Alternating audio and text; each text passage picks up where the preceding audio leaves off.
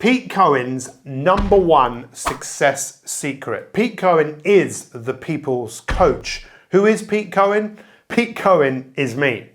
But this secret that I'm going to share with you isn't just my secret. I believe that some of the most influential, inspirational, impactful people on earth apply this secret. This was a secret that Gandhi used.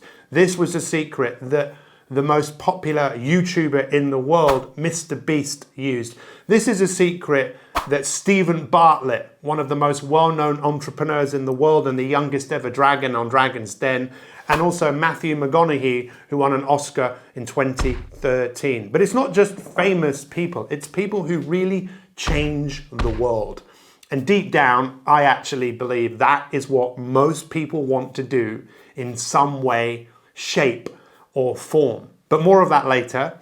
Let me ask you, first off, are you the sort of person that you want to do more? You want to become more? You've got goals, you've got dreams, you've got ambitions. Because if you are, then this video is for you. Look, there is no question right now. Our world is in a very interesting place.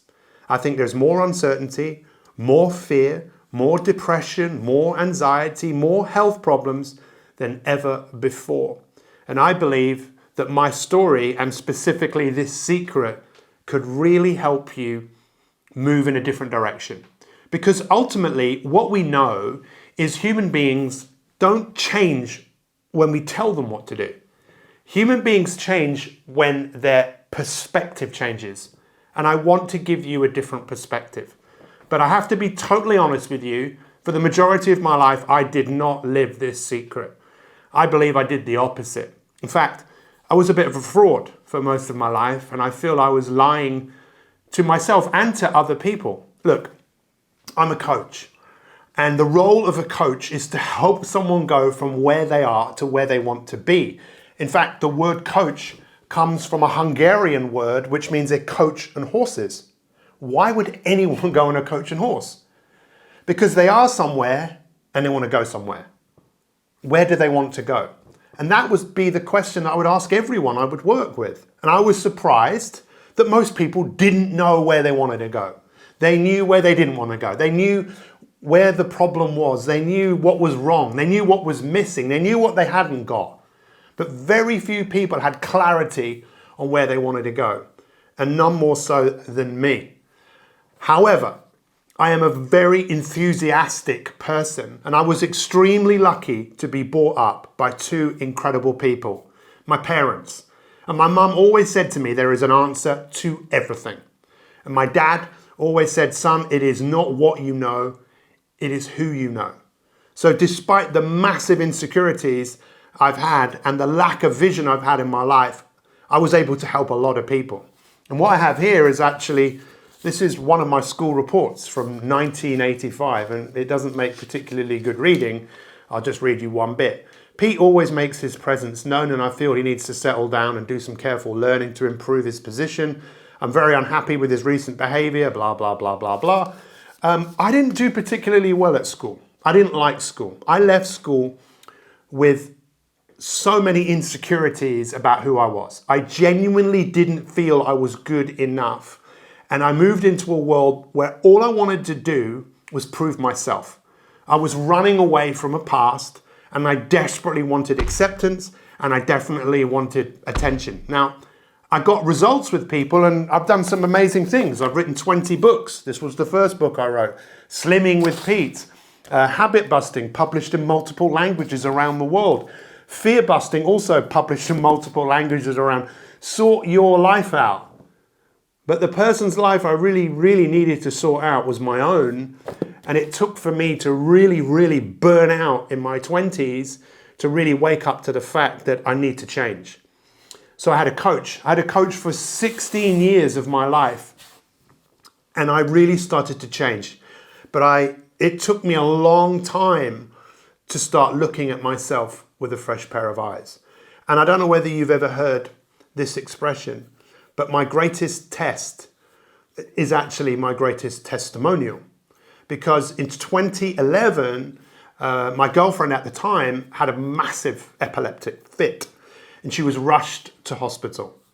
And she was diagnosed with a very aggressive brain tumor and she wasn't actually given very long to live. Now, do you remember what I said about what my parents said? My mum said there's an answer to everything.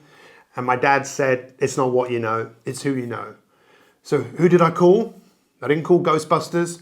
I called up my coach, who I'd been working with for many years. And I never forget this conversation. My wife was in the hospital. I called him up. I told him what had happened. And this is what he said. He said, find people that are still alive with the same brain tumor and find out why. But then he also said, ask her what she's going to do when she gets better. And I just told him that she hadn't been given very long to live. And I'll never forget what he said then. He said, so what? People defy the odds all the time. But you know what? I forgot about that question and the answer to it because all I wanted to do was find people that were still alive. I found people that were still alive. I found a treatment in Houston, Texas, and my wife and I went to America. And this treatment, it was incredible. And it completely changed everything. She got well, we fell in love, we got married, and I'm sure you'd love me to say, and we lived happily ever after.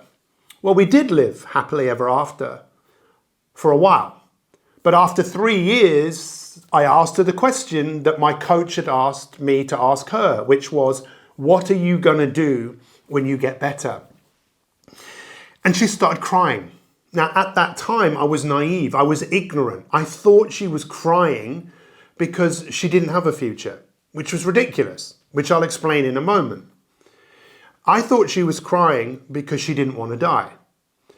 But what I know now is very different. Everything we do as human beings is driven by our view of the future.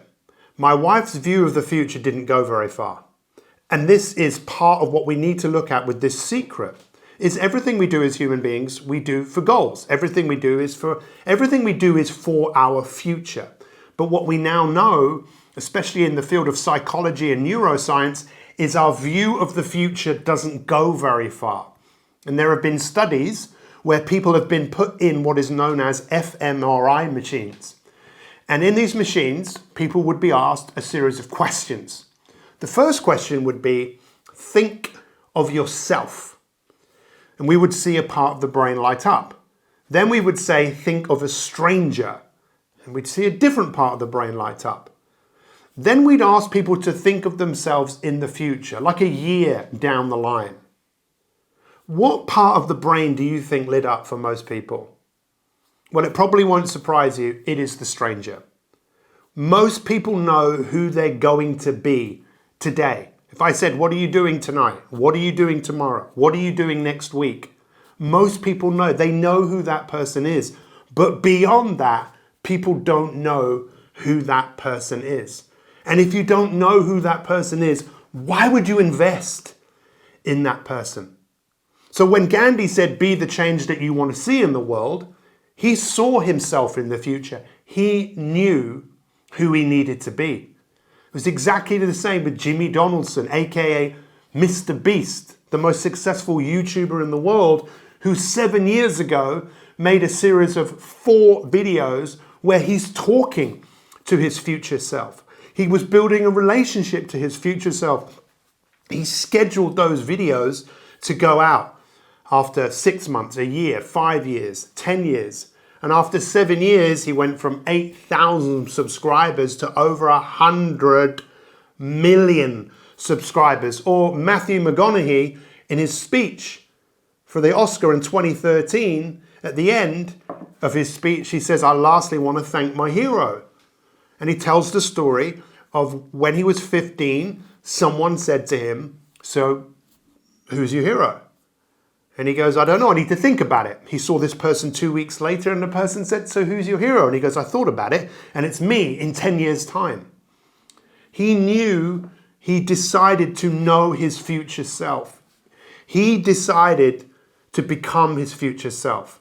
And Stephen Bartlett is exactly the same. The youngest ever dragon on Dragon's Den, a multi-millionaire, By the time he was 30 years old, I introduced him at an event, and he said when he was 15, he knew who he was pursuing.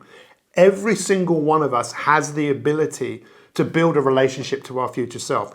But if there's no empathy, this is why the world is full of people who are unhealthy. This is why the world is full of people who are in debt. This is why the world is full of people who are struggling, because they are just being their current self. And what got you here, it won't get you there.